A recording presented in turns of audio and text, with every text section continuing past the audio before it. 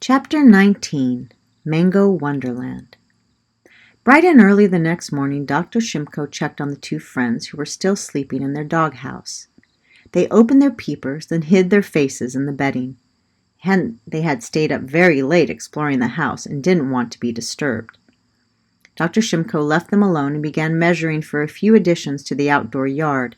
He and the kids went to the general store in town to pick up a few materials. There was much hammering and sawing, but Hoagie and Katie were still in dreamland and didn't hear a thing.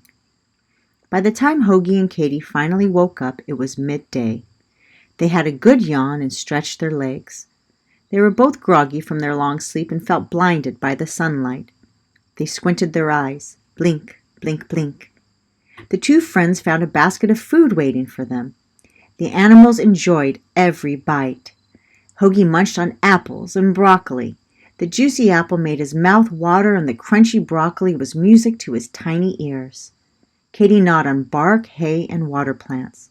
She tried chewing on a perfectly round orange fruit and found that she liked it almost as much as mango. As they were quietly nibbling, Hoagie noticed a few changes in their space. The Shimkos had built a nice outdoor maze, complete with tunnels, branches, and a wooden platform that was placed up high on one of the fence posts. Hoagie immediately climbed up to his new lookout. His platform had a small roof, a heat lamp, and a water bottle attached to it. Hoagie looked out at the lake and another island nearby. He took in the peaceful views of the shoreline. He could stay up there forever, but he remembered poor Katie down below. At first he couldn't see her and became a little worried. Then he heard her clicking softly. This was her happy sound. She had found the kiddie pool the Shimkos gave her.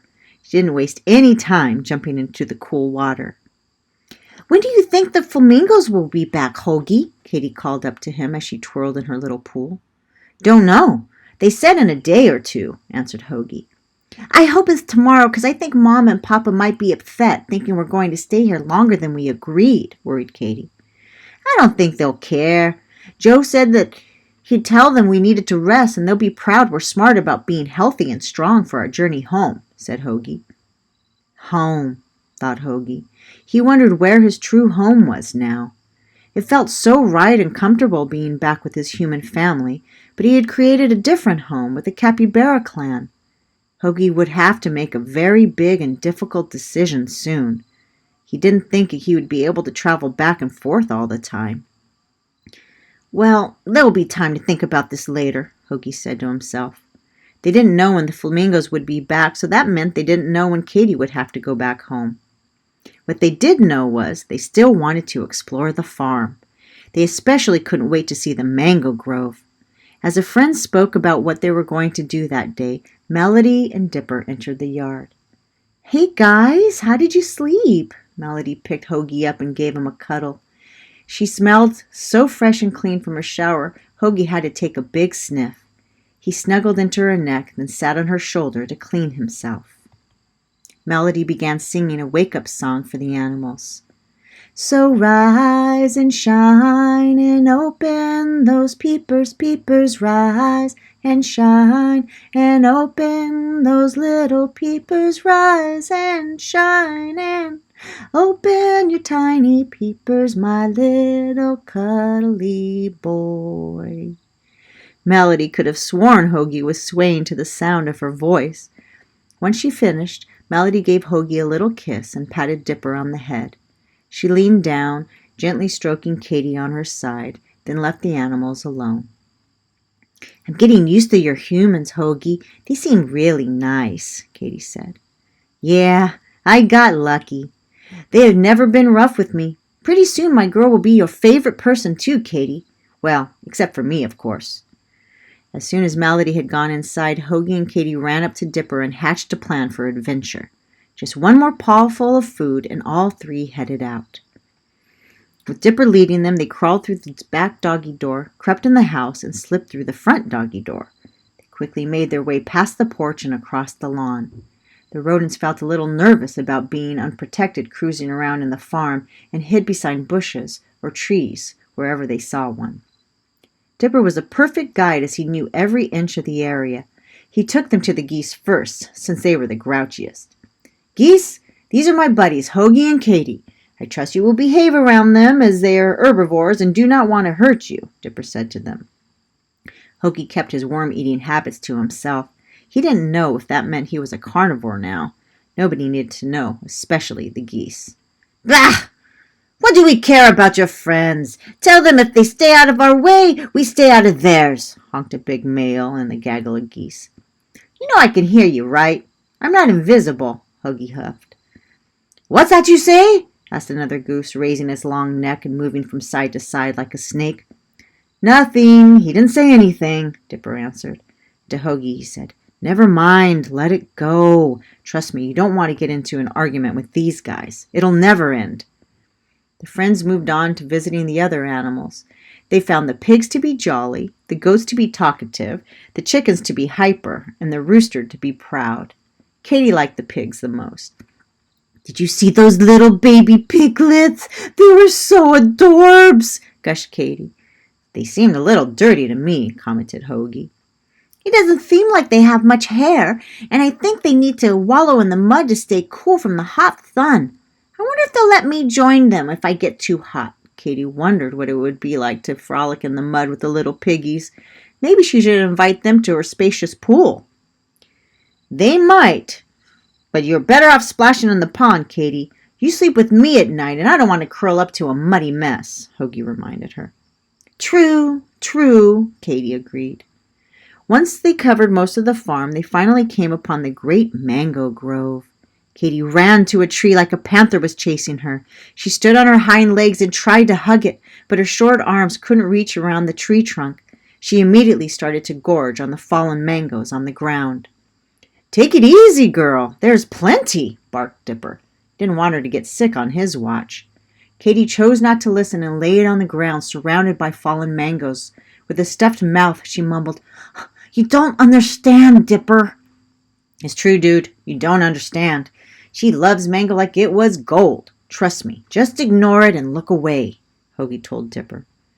Hoagie nibbled politely on a mango scrap. He looked up to see Melody and Nicky walking up holding tin buckets. They were going to pick mangoes and retrieve the good ones from the ground. Behind them, Dr. Shimko carried a wooden ladder. Look, Dad, the capybara loves mangoes. Look at her cute, messy face, Melody giggled. Well, we'll have to watch her and make sure she doesn't eat too much. She can get sick. Too much fruit isn't good for most animals, Dr. Shimko said. Before the rodents could get too stuffed with fruit, Dr. Shimko told Dipper to herd them away from the orchard. Dipper, away to me, he gently said. Dipper's ears perked up and he immediately looked at his master. He understood the command away to me meant he was expected to herd an animal, but the only animals around were Hoagie and Katie. Sure enough, Dr. Shimko was nodding at them. All right, guys, time to pack it up and keep moving, Dipper called to them. What? Why? Katie mumbled with her mouth stuffed with mango. I don't know, but Master has instructed me to herd you somewhere, so there must be a good reason. Maybe this fruit is bad for you or something. So let's get a move on, Dipper coaxed. Dipper couldn't help but think the two friends looked ridiculous with their hard, round tummies and fruit dripping from their mouths, and he had no problem telling them so. Katie couldn't believe her beloved fruit would ever do her harm, but just as she was going to argue, her tummy made a curious, angry noise, and Katie decided to do just as she was told. The Shimkos moved on to the apple orchard, and Dipper took Hoagie and Katie back to the pond so they could relax. They all chatted about Dipper meeting so many strange creatures over the last year since the Shimkos helped wild animals. His favorite of all critters was Katie. Aw, thanks, Dipper. I was worried you were going to want to chase or eat me. The flamingos made you seem like a real monster, Katie exclaimed. Well, I can be if I need to. My main job is to protect everyone I love, Dipper admitted. Hoagie understood that feeling of wanting to protect those he cared about. He was actually starting to feel a little nervous not being with the rest of his capybara clan. He wondered how they were doing without him. Hoagie told me about you, but he never said you were so nice, Katie beamed. Well, I never said he wasn't nice either, Cody gasped.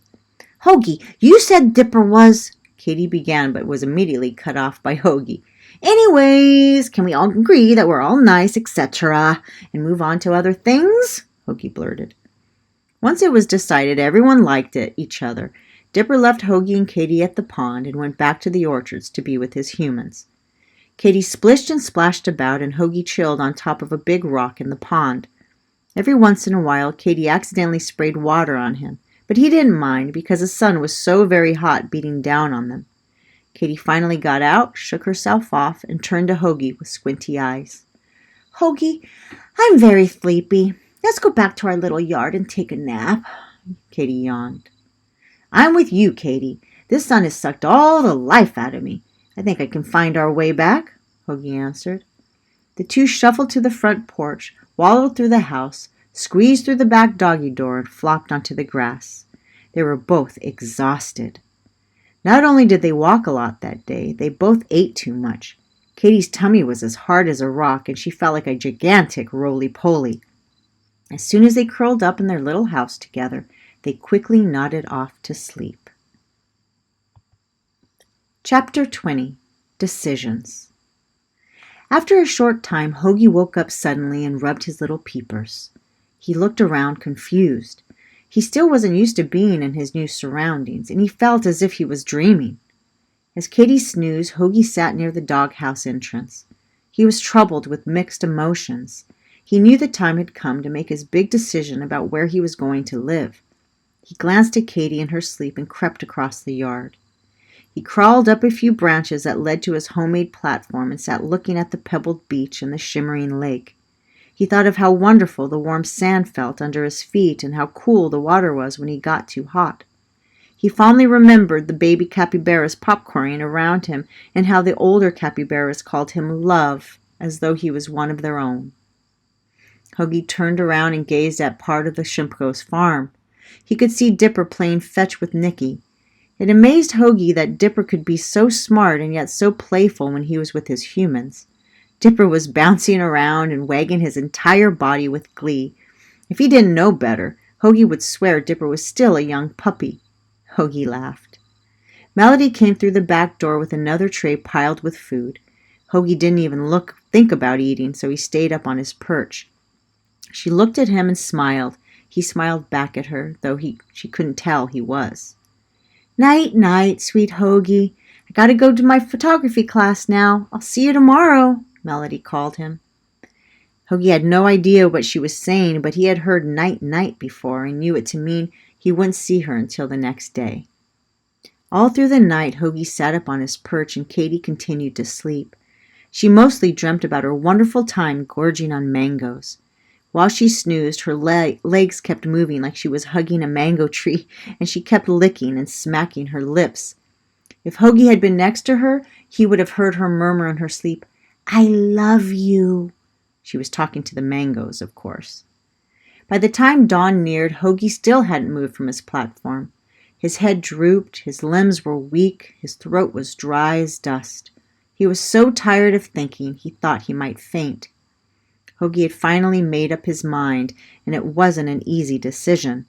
He was about to make his way down to talk to Katie when Hoagie heard faint squawking in the distance.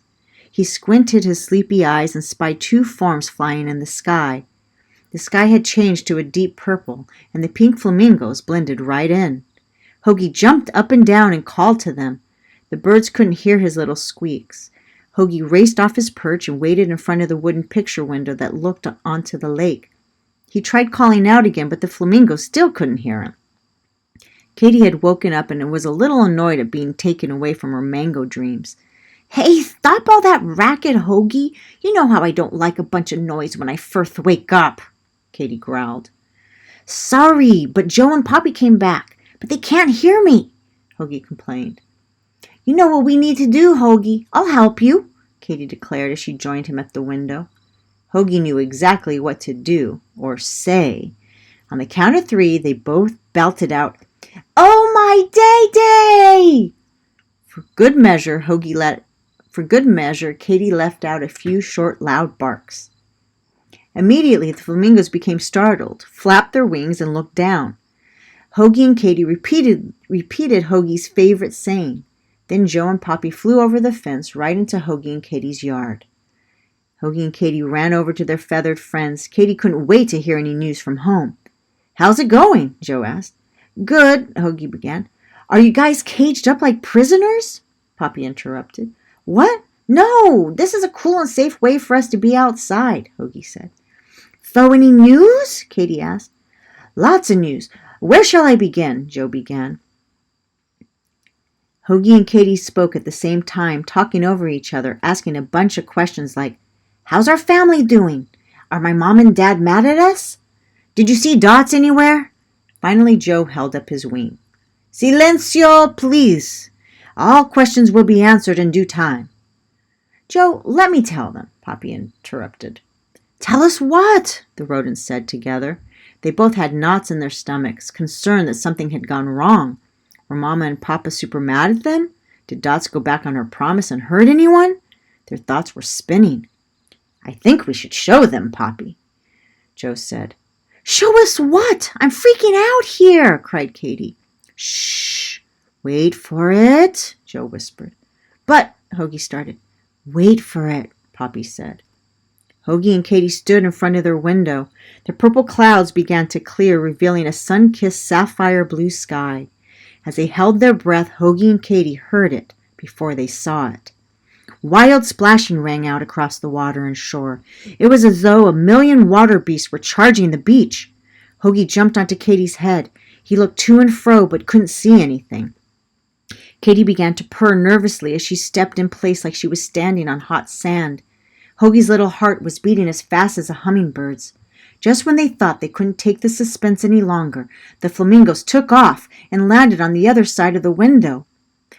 Joe! Poppy! Come back here! You can't leave us like this! Hoagie called.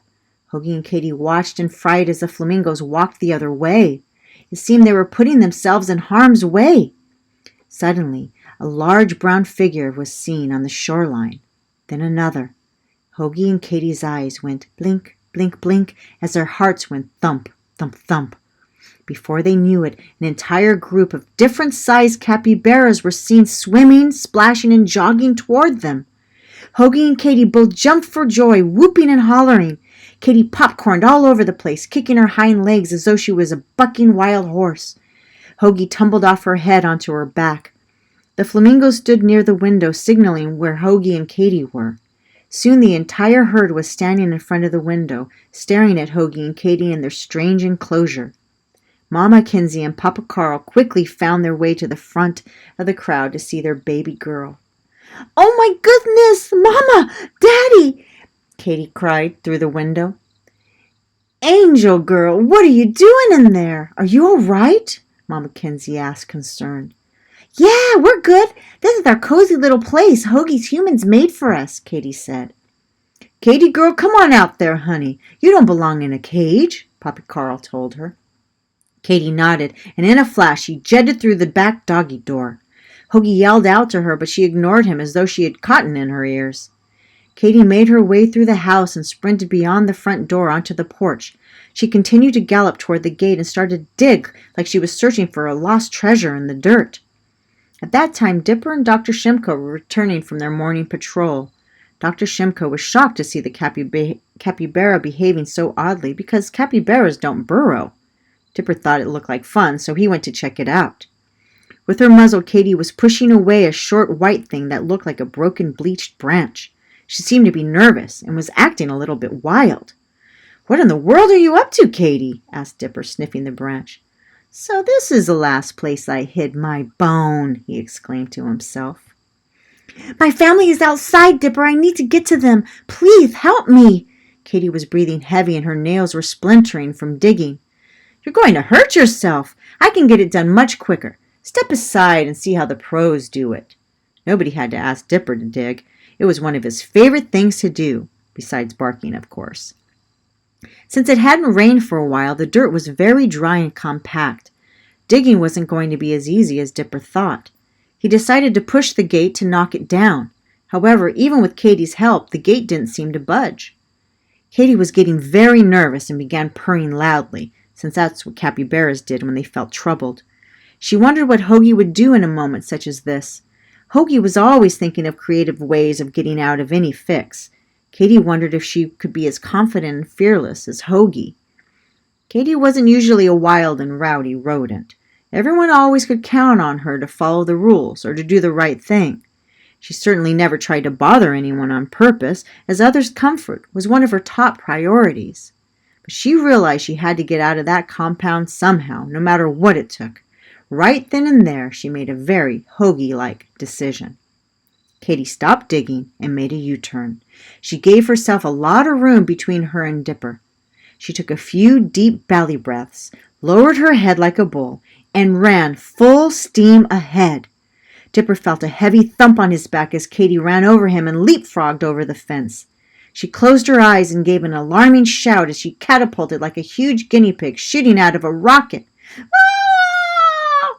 With a great thud, Katie fell to the ground. Luckily, she landed in soft bushes and thick sand, cushioning her fall. Bucking and barking, she shook herself off and ran to her herd. Katie made her way toward the lake and ran smack into the group of capybaras like a bowling ball.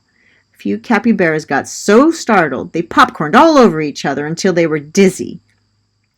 On the other side of the fence, Dipper sat there, confused as to what just happened. His beautiful brown eyes went blink, blink, blink. He was so shocked he didn't notice Dr. Shimko beside him. Dr. Shimko didn't see Katie anywhere. He looked down at his dog and asked, "Where did the capybara go, boy?" Dipper panted and stared at Dr. Shimko with wide eyes. With much force, Dipper nudged the gate, whining loudly. He gave short, sharp barks and pushed Dr. Shimko toward the fence. Dr. Shimko knew Dipper didn't have any reason to want to get out of the gate since Dipper was happy to be with his people at all times. Dr. Shimko knew it had something to do with the capybara. Perhaps the creature got out somehow, and Dipper wanted to chase it. Dr. Shimko wasn't sure, but he decided to find out once and for all.